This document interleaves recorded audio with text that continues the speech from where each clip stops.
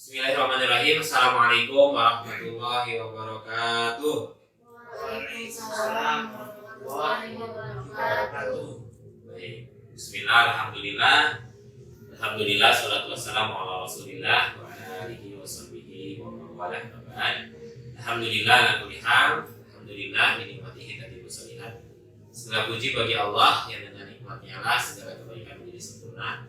Alhamdulillah, hari ini hari Jumat tanggal 16 Rabiul Akhir 1444 Hijrah bertepatan dengan tanggal 11 November 2022. Ya, alhamdulillah hari ini bertemu lagi dengan Pak Fahmi ya dalam pembelajaran bidang studi bahasa Indonesia. Insyaallah ke depan 2 hari kita akan bahas tentang, kalau kemarin membaca, sekarang kita belajar menulis ya. Tapi sebelum kita mulai, seperti biasa kita berdoa dulu. Siapa yang mau memimpin? Sandi, ya silakan Sandi. Teman-teman sudah siap? Sudah. Sebelum mulai pembelajaran, mari berdoa dalam hati. Terlebih dahulu berdoa mulai. Baik, setelah berdoa seperti biasa kita sampaikan jurnal syukur. Siapa yang mau menyampaikan terlebih dahulu? Ya, silakan Hari. Hari ini saya bersyukur karena bisa berangkat ke sekolah, bisa bertemu dengan teman-teman, dan bisa menjalani pagi ini dengan lancar. Alhamdulillah. Berarti diawali hari ini dengan kelancaran ya. Alhamdulillah. Baik. Oke, hari ini Pak Fahmi awali dulu dengan review, dengan mengulang. Pak Fahmi pernah sampaikan dan sudah pernah disampaikan di kelas ini tentang cerita rakyat ya. Baik. Cerita rakyat siapa yang mau sampaikan? Apa sih ketika mendengar cerita rakyat, apa yang terlintas di pikiran? Apa? Natali, apa? Saya sudah berpikir. Oh, saya sudah berpikir. Ya, apa yang sedang dipikirkan? Cerita rakyat itu adalah sebuah cerita yang tidak diketahui pengalaman siapa, tapi cerita itu menyebar dari mulut ke mulut, terus mengandung nilai-nilai membantu masyarakatan. Sifatnya tradisional. Betul ya. Masya Allah, tuh, itu sudah disampaikan tadi. Ciri-ciri bahwa cerita rakyat itu tidak ada yang tahu pengarangnya siapa. Turunnya dari mulut ke mulut gitu ya. Terus bersifat tradisional ya. Dan memang mempunyai makna-makna atau hikmah-hikmah di balik cerita itu ya. Baik. Nah, itu cerita rakyat yang tergambar ya. Nah, sekarang kalau cerpen itu singkatan dari cerita pendek ya. Cerita pendek itu adalah suatu jenis karya sastra yang berbentuk prosa atau fiksi, berbeda dengan novel. Cerita di dalam cerpen ini cenderung lebih panas. Ciri-ciri cerpen yaitu lebih terfokus pada satu tokoh. Yang kedua, cerita tidak lebih dari 10.000 kata. Yang ketiga, memiliki puncak masalah. Keempat, terdapat solusi dari atau penyelesaian masalah. Ceritanya padat dan langsung tertuju pada tujuan cerita. Nah, oke. Sudah tergambar ya cerita rakyat dan cerpen. Berbeda ya. Kalau cerita rakyat turun-temurun gitu ya, dan versinya banyak banget. Kalau cerpen dia lebih padat ceritanya ya. Nah, sekarang Pak Fahmi akan sampaikan sebuah benda di meja kalian, di ujung kanan meja kalian, ujung kiri meja kalian. Boleh sekarang diorientasi.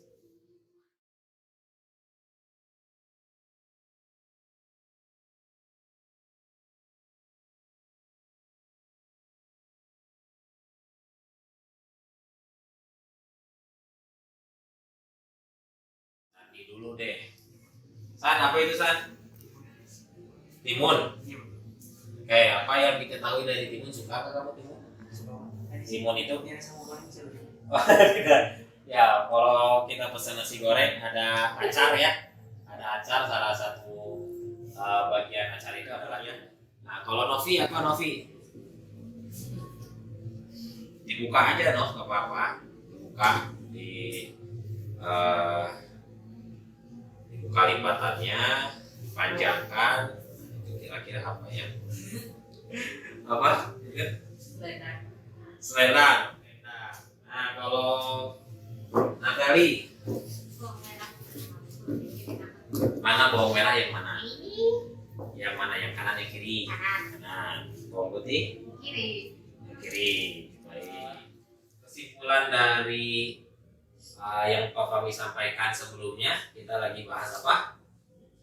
Cerita rakyat. Kira-kira ada hubungannya nggak ya? Sepertinya ada. Kira-kira tadi apa hubungannya cerita rakyat dengan timun? Oh, apa itu?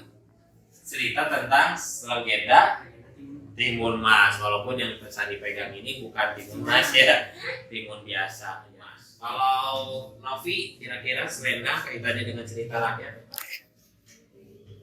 Cerita selendang putri. Selendang?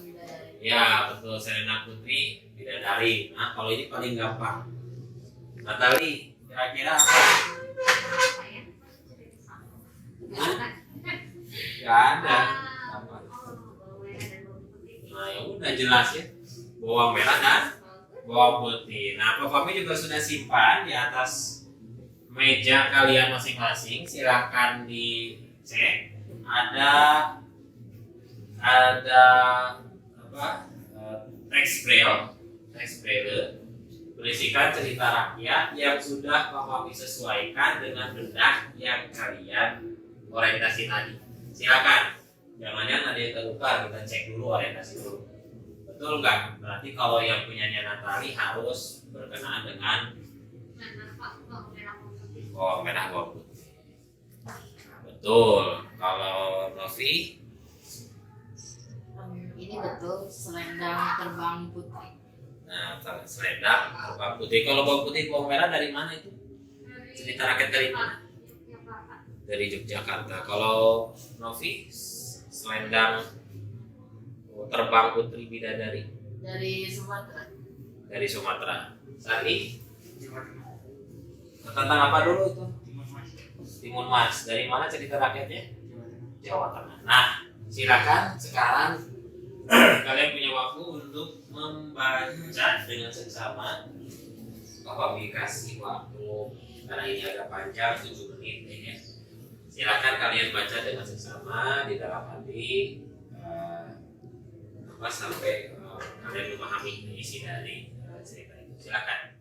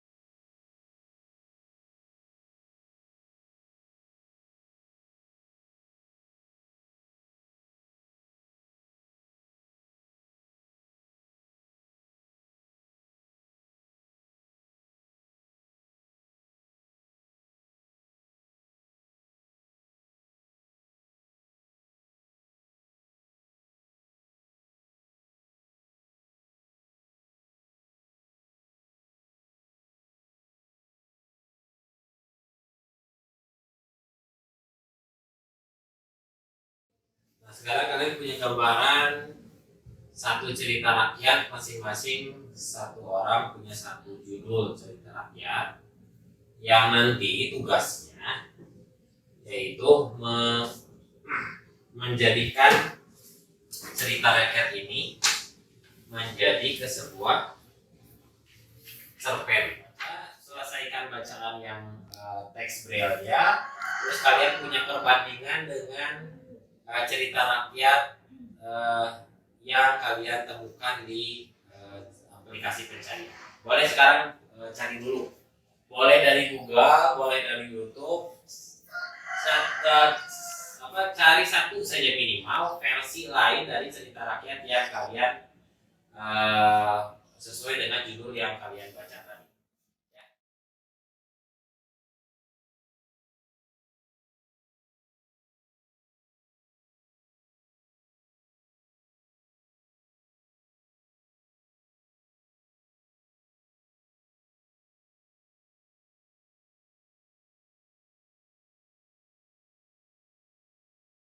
Kami sudah bagikan di atas meja kalian masing-masing ada potongan-potongan kertas braille yang nanti akan membantu kalian membuat kerangka cerpen yang akan kalian buat dari cerita rakyat yang kalian baca. Soundboard itu adalah papan cerita dengan rangkaian sketsa gambar. Kalau di sini kita akan buatkan menjadi sketsa cerita atau alur ya dari masing-masing cerita. Nah, fungsi papan cerita ini itu untuk menggambarkan alur cerita mulai dari awal hingga akhir. Ya. Yang terakhir adalah melakukan tahap pengujian atau revisi. Setelah tadi rangkaian-rangkaian kertas-kertas tadi diisi, kalian satukan. Nah, kalian satukannya tidak perlu diketik ulang menggunakan braille, langsung masukkan ke dalam laptop. Dan itu bisa dikerjakan di rumah. Ya, karena kalau dikerjakan di sini waktunya tidak. Baik, sekali lagi silakan itu dibawa ke rumah untuk menjadikan modal kalian. Teks ini termasuk juga tadi papan ceritanya, ya. Skema kerjanya Bapak Fahmi sudah sampaikan tadi. Nanti pertemuan hari Selasa itu kalian sudah membawa hasil skema tadi. Jadi papan cerita yang tadi ada 6 bagian itu diisi oleh kalian, sudah diisi, sudah menjadi satu kesatuan cerpen yang utuh dalam laptop kalian masing-masing. Nanti bawa laptop, ya. Setelah itu nanti sebelum di upload kita akan bacakan satu orang satu kali percobaan. Nanti kita bahas, kita kasih masukan kepada teman kita. Kalau ada masukan boleh ditambahi. Setelah beres baru diisikan, diuploadkan di webpad. Ya, sebelum ditutup Pak Fahmi mau tanya kesan pembelajaran hari ini. Saya mau sampaikan. Wah, anak ini. Silakan. Kesannya menarik, menyenangkan, Dan membuat saya lebih bersemangat. Kesannya, Novi, silakan. Untuk saya sih kesannya menantang. Iya, menantang ya. Hari Sandi apa kesan? Kesannya Bahagia. Kenapa? Dapat mentimbun. dapat ilmu baru. Dapat ilmu baru tentang cerita rakyat dan cerpen ya. Nah, terakhir sebelum ditutup, pertanyaan mungkin ada 1-2 pertanyaan yang bisa disampaikan. Masih ada waktu. Silakan. Ya. Bapak tadi bilang masuk ke webpad ya? Nama akun Bapak apa? Biar saya follow. Oh gitu. Nama akun Bapak teh kemarin masuknya pakai Facebook, jadi akunnya sama dengan Facebook ya. Muhammad Fahmi Salman Muharram. Sama. Coba aja nanti dicek ya. Oke saja, terima kasih ya. Sebelum ditutup silakan tadi yang mengawali doa Sandi ya. Silakan Sandi ditutup. Sudah siap? Satu, pembelajaran penyaringan. Maka berdoa di dalam kehidupan. Baik, terima kasih Sandi untuk doanya, dan kita tutup dengan hamdalah bersama. Alhamdulillahirabbil alamin. Doa kita untuk majlis. Subhanakallahumma wa bihamdika asyhadu an la ilaha illa anta anta astaghfiruka wa atubu ilaik. Assalamualaikum